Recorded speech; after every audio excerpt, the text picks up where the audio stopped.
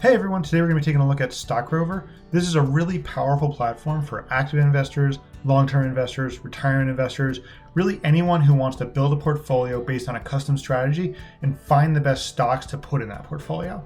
There's some stuff I really love about Stock Rover and some things I'm not as big a fan of. So let's dive into the platform and I'll help you decide if it's right for you. So we're looking here at the dashboard in Stock Rover. This is a dashboard built on what's in my portfolios. So this isn't looking so much at the market as a whole, as specifically the stocks I'm interested in. We can see gains in my different portfolios, holdings across all my portfolios and whether they're up or down, market movers, sector performance, highs and lows. If we do want to look at the market as a whole, Stock Rover also has a dashboard for that. What I would say is that I'm not in love with either of these dashboards. They're nice to have, but they're really not the best part of Stock Rover. This is a platform where the deeper you dive in, the better the features get. So let's dive in. So what I want to show you first are the portfolio tools in Stock Rover. These are really powerful for any long-term investors who are trying to build a portfolio and analyze their portfolio performance, look at strategies, stay ahead of the market, avoid overly correlated stocks, anything like that. These portfolios are really powerful. So to orient you, because Stock Rover's interface can be a bit confusing here, this navigation panel on the left shows the portfolios I currently have set up and actions you can take. On the right, we're actually looking at the portfolio view. There are a couple different views available. There's a table, charts, insights, and all just includes all of those. I'll go through each of those in a little bit more detail. So in the table view, we're looking at a table of all the stocks in this portfolio.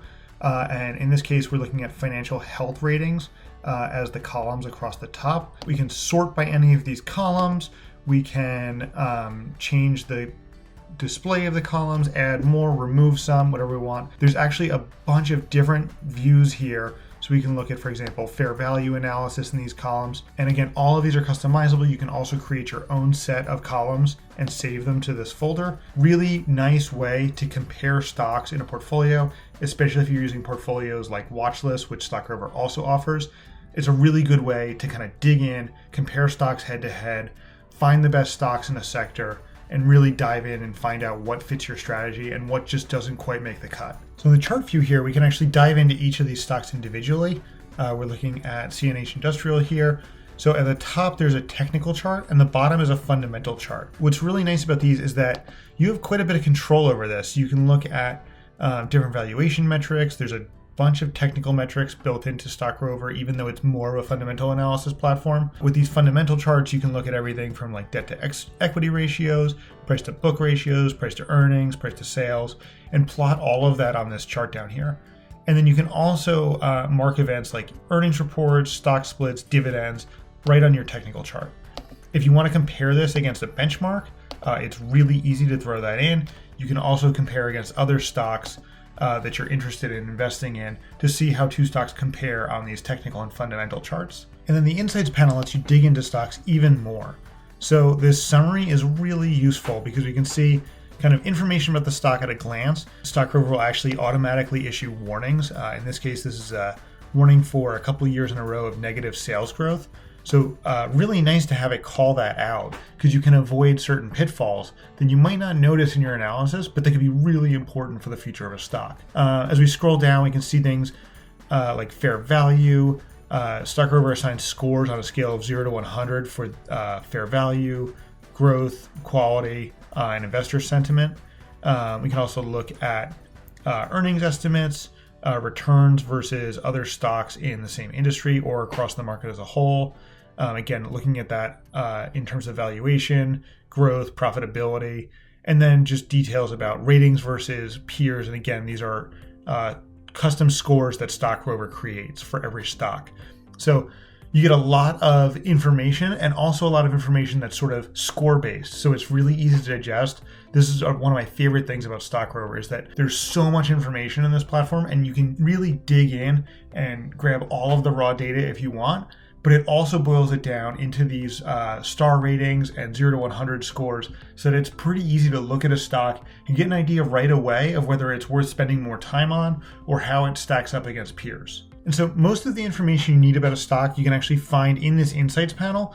But one thing that's a little bit weird about Stock Rover and I don't love about the navigation is there's actually a separate stock ratings panel. Here you'll find even more information about a stock, including some repeat information. So again, we're looking at an overall rating for the stock under this profile tab. We can also dive in, and there are a lot of visualizations of growth metrics, valuation metrics, financial strength, dividends, momentum. So really useful information in here. You do have to kind of scroll around or pop out the whole window. Again, Stock Rover's layout is not my favorite aspect of this platform, and I would love to see a redesign, but in the absence of that, I think the information in here is still really valuable, and these visualizations can be really helpful, again, for both getting an idea of how a stock performs and particularly how it performs relative to competitors in the same sector. So one major difference between Stock Rover and other platforms that recommend stocks, Seeking Alpha has a top stocks list, Zacks has a top stocks list. Stock Rover has these ratings, but it doesn't really give you a top stocks list. Instead, it does offer ideas, but these are actually sort of featured screeners. So in this case, the screener of the week this week is a growth and profitability screener. So this is stocks in the top 30% of our industry for growth and profitability. And so we can see kind of a preview of this screener and things it's turning up. If we want to pull up this screener, we can just add it to our account, and it'll now be in our available screeners list, which is here. So again, having to navigate around the platform quite a bit, but there are lots of different ways to dive into things here. So you can actually add this to your account and then dive in, and it'll show up in the screeners tab over here. So you do have to move around Stock Rover a little bit. Again, the layout of the platform can be a little bit challenging to navigate, especially when you're just starting out. It does get easier over time. But now that we're here in the screener, I can show you this. This is a really, really great feature of Stock Rover. So we're looking at this growth and profitability screener here. Again, we have all the same different views that we had for our portfolio. So one thing I want to show you that's really neat is you can actually filter this table even more. So for example, we could filter the table by price to earnings ratio and look for just stocks with the price to earnings ratio over 10. And then that'll actually filter this table. So we're essentially applying a screen on top of a screen. It can be really useful if you have a broad screen that fits your strategy, and then you want to dive in a little bit further and look for kind of the top stocks that have turned up in your screen. So just kind of a really neat feature that saves you from having to build, 15 different screens that are all similarly related. If you do want to build your own screen, you can use the screener actions to create a new screener. Stock Rover is absolutely packed with metrics. So we can add criteria here. And we're looking at, this is all metrics. You can see that there are just hundreds and hundreds of metrics in here. So really anything you could think of, from fundamentals to valuation to dividend metrics. Stock Rover is extremely customizable, and it also allows you to add freeform equations using any of the metrics in Stock Rover. So really an unlimited amount of customizability to build your own screens and build your own strategies within this platform. And so in addition to creating your own screens and the ideas panel, there's also a library within Stock Rover. So the library is pretty neat because you can actually see all of the different screeners that the Stock Rover team and some of the contributors have created. So there are hundreds and hundreds of pre-made screeners in here that are really useful, and you can modify any of them to customize them for your strategy. While we're in the library, it's also worth showing you there's hundreds of pre-made portfolios, pre-made watch lists, and different view packages. So these are those columns that we're using to look at information about our portfolios and about our screens. There's tons of different view packages that you can add to your account and then customize however you like. And then just two other quick, helpful idea generation tools I want to show you in Stock Rover. So the platform does have an earnings calendar that can be really helpful, and there's also alerts. These are mostly fundamental-based alerts. So looking at price increases, earning events, looking at price to earnings ratio and price to sales ratios, and dividend yields can be really helpful for active investors waiting for a stock to hit a specific price target or looking for a good deal when the price to earnings ratio drops below a certain level. So now I want to dive into some of the portfolio analysis tools that Stock Rover has. These are really great for monitoring your portfolio over time, making sure that your stocks are performing as well as they want to, finding your biggest gainers, cutting your losers, and making sure that you're on track. So here we're seeing a chart of value over time for one of our portfolios. What's neat is you can actually analyze multiple portfolios at the same time on these charts. So it can be really valuable if you have, for example, a retirement portfolio and maybe a longer term but active portfolio, and you want to look at both to make sure that they see how they overlap and interact. So we can look at timescales anywhere from a day to 10 years in Stock Rover. This risk and reward panel gives us information about the riskiness of our stocks the return versus the S&P 500, the maximum drawdown and volatility of different portfolios, and the Sharpe ratio of our portfolios. And then finally, if we want to go into detail about what's in our portfolios, we can either use this holdings detail tool, which offers something similar to the dashboard that I showed you at the beginning, or you can go back to the portfolios here and dive into the table view. Again, tons and tons of information in here. Another thing I really like in Stock Rover is this correlation analysis. This is really cool, again, if you have multiple portfolios, because you can analyze multiple portfolios and watch lists at the same time in your correlation analysis. So it's a really great way, again, to figure out if you have multiple portfolios, to analyze them in one spot and make sure that you're not missing things just because they're in different portfolios or with different brokerages. Here you can see you can turn the heat map on or off. I particularly like it on, and I really like to use this filter because I only want to see things that are, relatively correlated. And so I'll filter this to only correlations that are greater than 0.5. And now it really clears up this heat map so you can really clearly see what correlations you need to be worried about. You can set that filter a lot higher to 0.8, for example, to look only for stocks that are really highly correlated. So another really neat thing that Stock Rover offers are future income and future portfolio simulation tools. These can be useful for active investors, but where they really shine is for retirement investors. They give you kind of a crystal ball into the future so you can see what to expect from your portfolio, and you can actually plan your finances around that. So we're looking at this future income tool now, which is great for dividend investors and fixed income investors. We're looking about a year to a year and a half into the future to see how much dividend income we can expect each month or each quarter. We can assume reinvestment or not. We can look at interest rates on cash. We can look at different portfolio levels and different holdings to see where our dividends are coming from across our different portfolios. The simulations tool lets you actually kind of take your portfolio and ask what would happen under different market conditions. So we can change the inflation rate, we can exclude specific assets from a return, we can look up to 10 years into the future, and we can actually adjust. We'll say we're not sure about the market. We think about 50% of months will be bearish and about 50% will be bullish. We can include rebalancing as well as withdrawal or contribution amounts. Run these simulations and it will simulate, in this case, 1,000 portfolio returns and look at the performance by likelihood.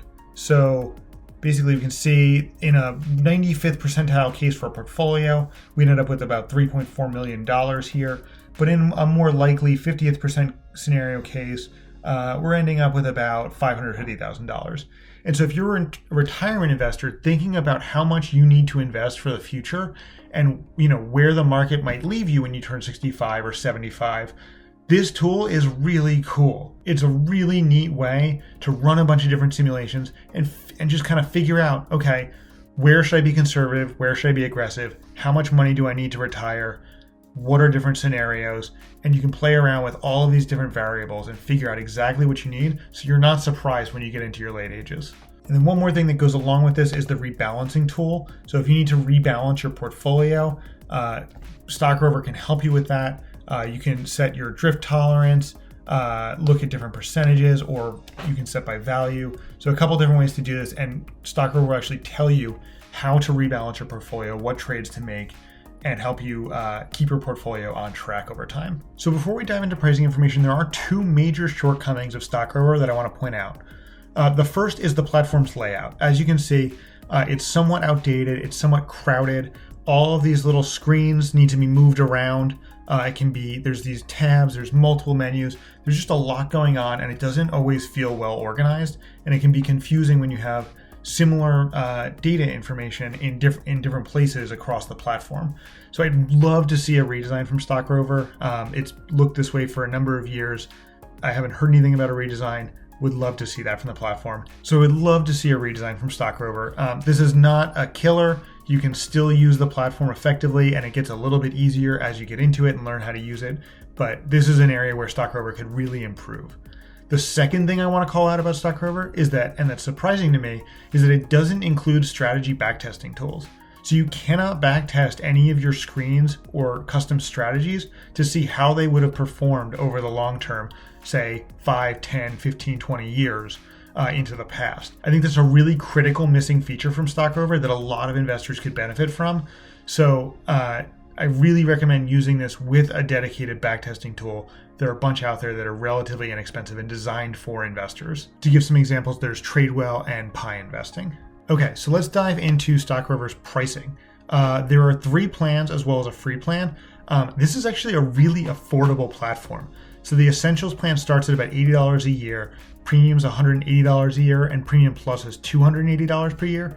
If you're a long-term investor with $10,000 or more in your portfolio, this is a pretty affordable platform, and I think the tools are worth it. For most investors, I would recommend this premium plan at $180 a year. The main reasons for that is it includes correlation analysis. It includes a bunch more metrics compared to the Essentials plan. There's alerts in there, and you get support from multiple monitors, which can make using Stock Rover's kind of funky layout a lot easier. The Premium Plus plan does include some important things, including stock ratings, fair value estimates, those warnings that I showed you. So those can be really helpful. I think that extra $100 a year will be worth it for a lot of people, but you can get by with the premium plan and do pretty well. I also just want to highlight Stock Rover's free plan here. This is a really great free plan. You get a lot of the information and tools within Stock Rover at no cost, including some of those portfolio management tools.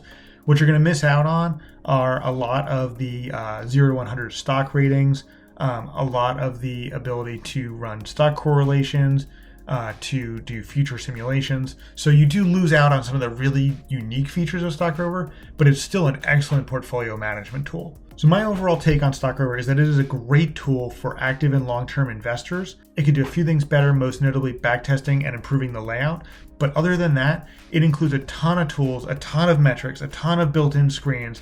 It's so customizable. This is a really terrific platform for anyone who wants to take control of their portfolio and plan for the future with a custom investment strategy.